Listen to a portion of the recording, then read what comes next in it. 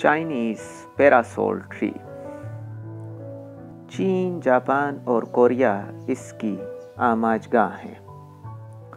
इस दरख्त को चमन आराई में नमूने के तौर पर और हाईवेज के इर्द गिर्द लगाया जा सकता है।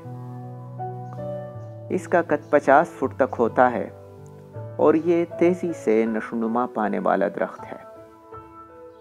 इस पर मौसम गर्मा में सफ़ेद रंग के फूल लगते हैं। मुकम्मल रोशनी में इसकी बेहतर नशोनुमा होती है, मगर इसको नीम साए में भी लगाया जा सकता है। अच्छे निकास वाली ज़मीन इसके लिए ज़रूरी है, वरना इसकी जड़ों पर रूट रॉट का हमला हो जाता है। पानी की कमी को बर्दाश्त करने की इसमें सलाहियत मौजूद है।